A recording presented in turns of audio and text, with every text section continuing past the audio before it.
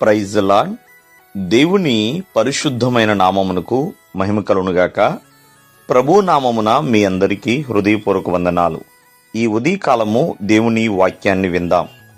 కీర్తనలు 91:14. అతడు నన్ను ప్రేమించుచున్నాడు గనుక నేనతనిని తప్పించెదను. ప్రియమైన వర్లరా, ప్రభువుని ప్రేమించటమండి, ఆ దేవాది దేవుణ్ణి ప్రేమించటం. ఒకసారి మనం ఆలోచన చేస్తే దేవుణ్ణి ఎవరు ప్రేమించగలుగుతారు అంటే దేవుని ప్రేమ ఎరిగిన వారు మాత్రమే. ఈ లోకంలో ఎన్నో వాటిని మనము ప్రేమిస్తూ ఉంటాం, ఎందరినో ప్రేమిస్తూ ఉంటాం. కానీ ప్రభువుని ప్రేమించటం అనేది చాలా ప్రాముఖ్యము. ఎవరైతే ప్రభువు యందు ప్రేమ కలిగి ఉంటారో వారు ప్రభువు యొక్క మాట వింటారు, ప్రభువు యొక్క ఆజ్ఞకు లోబడి జీవిస్తారు, ప్రభువునందు భయభక్తులు కలిగి విధేయులుగా ఉంటారు.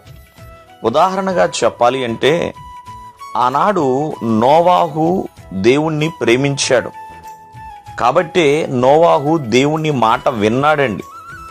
ఒకవేళ ప్రేమించకపోతే నోవాహు దేవుని మాట వినేవాడు కాదు.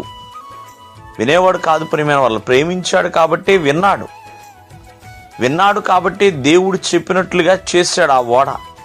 కాబట్టి ఎవరైతే దేవాది దేవుణ్ణి ప్రేమిస్తున్నారో వారినంట దేవుడు తప్పిస్తాడంట. శ్రమల నుంచి, కష్టాల నుంచి, నష్టాల నుంచి, మరి ఎన్నో మరణకరమైన సంఘటనల నుంచి తప్పిస్తాడు. ఆనాడు నోవాహును కూడా అలాగే తప్పించాడు. ఆ మహా జలప్రళయము నుండి నోవాహుని తప్పించి ఉన్నాడు. కావున ఈ ఉదయకాలమందు ఆలోచించండి, మరి ప్రభువుని ప్రేమించగలుగుతున్నావా? లేకపోతే ఏదో గుర్తుకొచ్చినప్పుడు, ఆపద దినం వచ్చినప్పుడు మాత్రమే ప్రభువుని ప్రేమించగలుగుతున్నామా? అన్ని సమయాలలో, అన్ని వేళల్లో ప్రభువుని ప్రేమించేవారిగా ఉండాలండి. చూడండి, ఆ నజరేయుడైన యేసుక్రీస్తు వారు మనల్ని ప్రేమించి మనము పరిమళ వాసనగా ఉండాలని తాను అప్పగించుకున్నాడు. ఆ సిలువుకు తాను అర్పణగాను బలియాగముగాను ఆయన అప్పగించబడ్డాడండి. తన విలువైన ప్రాణాన్ని మనందరి కొరకు ధారపోసి ఉన్నాడు. కేవలము మనల్ని ప్రేమించాడు కాబట్టి. ఈ రోజున ప్రభువును నువ్వు ప్రేమిస్తే ప్రభువు మాట వింటావు. ప్రభువును ప్రేమిస్తే ప్రభు ఎదుట పరిశుద్ధుడిగా, పరిశుద్ధాలుగా జీవిస్తావు.